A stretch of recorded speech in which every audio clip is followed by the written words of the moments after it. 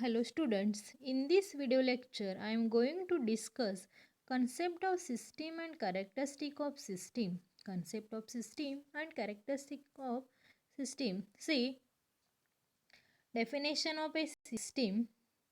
A system is a set of procedures that constitute activities that are logically grouped together to form one unique function within an organization.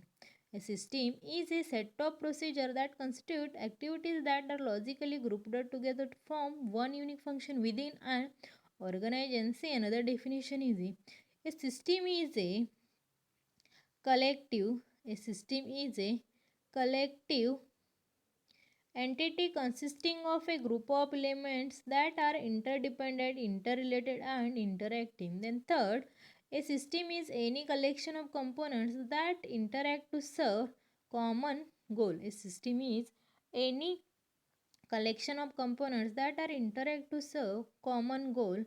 All these definitions expressly contains the three essential elements, namely components, interrelationship, and goal. See, all these definition expressly contains the three essential elements, namely components, interrelationship, and goal. The components constitute subsystem, interrelationship indicates interaction, and goal leads to function and objectives. Then next, characteristic of system. Characteristic of system. See, one by one. First one is a specific objective. Second one is a subsystem. Third one is a interrelation. Fourth one is a interdependent. Fifth one is a coexistence. Then next hierarchy. Then next behavior. Then next one is a properties. Then last one is a boundaries. See, one by one. First, specific objective. Specific objective. System has to serve the common goal or objective. System has to serve the common goal or objective. The common goal or specific objective is generally predetermined. This objective is often expressed in terms of mission elements. See, mission elements. Water supply system express supply of water. Water supply system express supply of water. Missions statement as objective of the system. Then next, subsystem. Systems are composed of interrelated parts, and these parts of the system are termed as subsystem. Every system consists of several subsystems. Every system consists of several subsystems. All these several subsystems constitute the master or principal system. Banking system has deposit management, loan management, merchant banking, clearing service, safe deposit values, cash management, foreign exchange management, etc. Then next, interrelation. All subject system within the principal system are interrelated to each other. Are interrelated to each other. The interrelation are oriented towards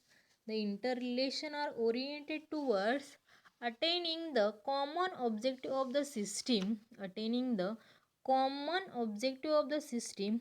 Deposit management system is interrelated to loan management system, and both are related to cash management system.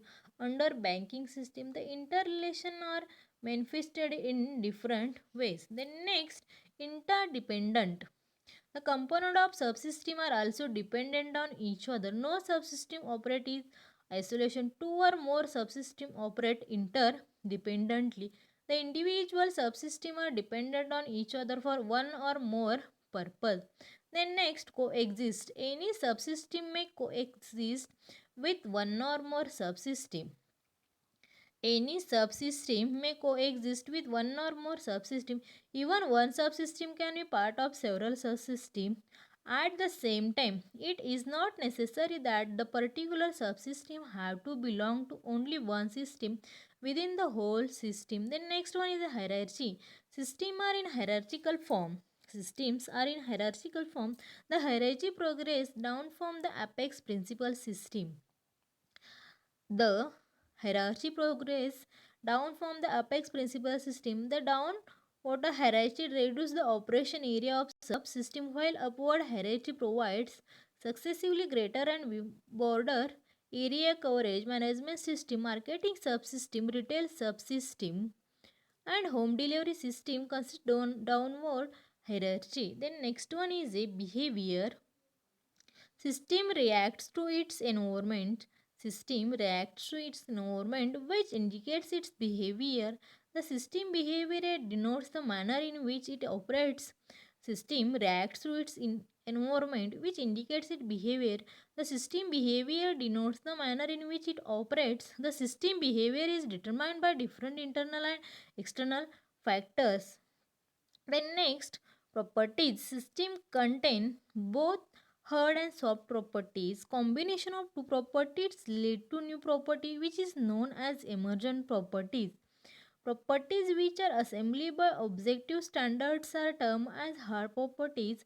Soft properties cannot be accessed by objective standards. Then last one is a boundaries. Last one is a boundary. System have their boundaries as they operate within the stated boundaries. System have their boundaries as they operate within the stated boundaries. The boundaries may be in the form of areas, activities, or constraints.